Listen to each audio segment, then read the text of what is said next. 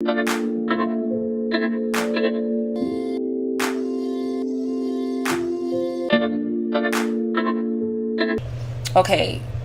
I'm back with Sun in Pisces, Mars in Sagittarius. And actually, this is a pretty good placement because, like, whoa, you know when Pisces want to get like stuck out of there, like stuck in the middle of nowhere and like confused or just like stuck in your emotions, kind of going back and forth with what that you got to feel things out, and you might want to stay behind the scenes. Like, you could come up with some great ideas. People do not say this about Pisces enough. Creative ideas. You want to stay behind the scenes with it and won't try to give it. Usually Pisces would be like, nah, I don't really want to try to give it that much emphasis because it's going to be too much. People are going to want too much from me. And this Mars and Sagittarius placement will put the gap.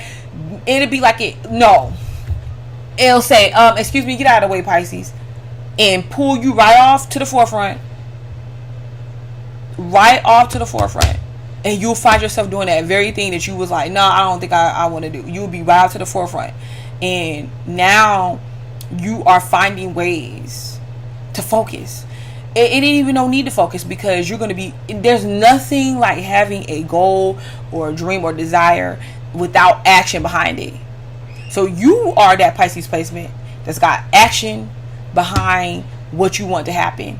Like, you'll start going to go do things, or you have people that come and assist you, like they motivate you to do it because they see your talent and they see what you can do, and they're like, no, don't you sleep on this. You can draw, you can write like a poetry, you're a good singer, you're talented, whatever. We're not gonna let you go away with this. And you could be like a pastor or a preacher or a spiritual guide, a motivational speaker. You can send people to like their greatest heights because you can see their potential on an intuitive level. You are able to make some of the best moves and accomplishments because of this. Great intuition, like a mystic, a psychic, or some type of healer. But it doesn't have to just be mystified. It could be practical in a physical way. Like I said, motivating other people, broadcasting certain information. Like, for instance, you're like a news broadcaster or something, or you could be, Sagittarius could be broadcasters, and you're like, you know what, I want to cover that story that lets people know that they can have more than what they settle for. You know what I'm saying? And you can travel a lot, man. What I will have to say about this though, for you, when this kind of like is used in a way that works against you, is when you do decide to go back and forth with your emotions, and then you do have your focus, like you have your bow and arrow, and fixated, and you shot your arrow.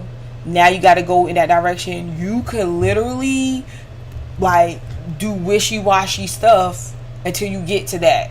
So you will be disencouraged a couple times. You'll let people kind of tell you, oh no, maybe you don't need to do that, maybe you need to do this sometimes. And then it's like it'll throw you off just for you to say, no, I gotta get back on track. So with this placement, you can't let your emotions always guide you.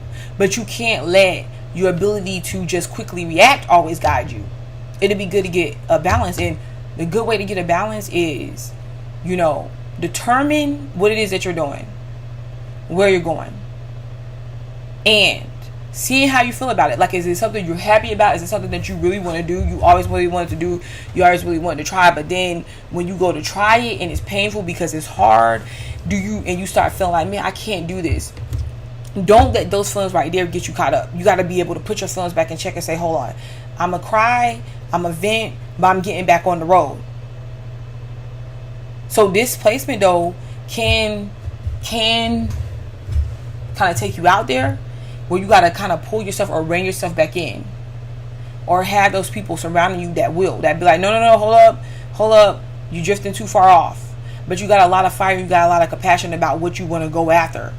So you're going to go after those goals. You can travel And it could be hard for you to be like pinned down to one thing or committed to one thing for a while until you know exactly what that looks like, exactly what you want.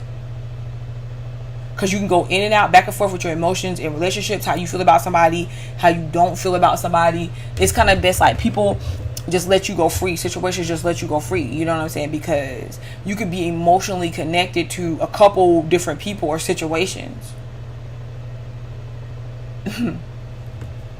It's nothing you can really do about that except for experience.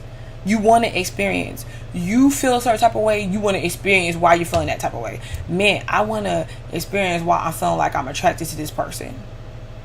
I want to experience why I'm interested into this particular topic. Because Mars and Sagittarius, life becomes about experience. And you don't want information just from anybody. You want information from the top people. I think I said it already, but I've said that for just about every Mars and Sag video that I did. You will travel to get ordained or accomplish, you know what I'm saying, to get the best of the best. You might spend a lot of money. Like your home could look like a mini mansion or be a mansion. You can make a lot of money and wealth with this position. You can, because you have the power to. Once you get on track, there's nothing stopping you. You know. And you can like people that kind of push you a little bit, push you along a little bit. Especially you men, not in a controlling way. Not where it's stopping you, but it's like pushing you. Like, go out there. Like, go live your life. Go after your dreams. You don't like to be limited.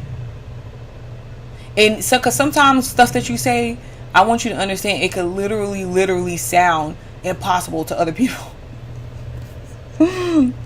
You know, especially, bless your heart, like if you ever get confused, you could just be in different directions, like running wild and free until you get it together, doing like stuff that means nothing at the end of the day, until you realize, like, okay, what was I doing that for again?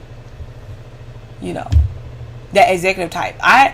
Even with this, I don't really see you trying to do like a bunch of hard work, because you want to be sitting in the office. You want to be looked up to. You want to get attention for what you do and your accomplishments. So you're going to put the time and energy into creating that. This is somebody that's probably like a fashionista, or you're interested in the fashionistas. That's a little bit dramaful, got a little bit of flair, but at the same time, they're you know, they're expressive, but they're sophisticated.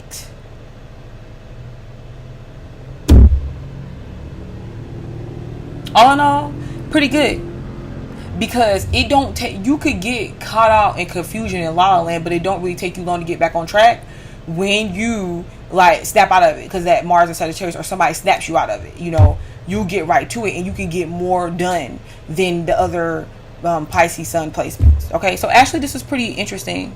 I just say you got to find a way to kind of just stay grounded sometimes, you know, and distinguish because you could be very sensitive, and it could take you a while to make certain moves, because failure can embarrass you, you know what I'm saying, or hurt you and make you feel like take a while to regroup yourself to get back out there, you know. So you got to make sure that your failures, that things you're feeling as failures and your shortcomings don't stop you from getting back out there and doing it again, because out of any other placement, you have that willpower to get back out there and do it again, like far and wide.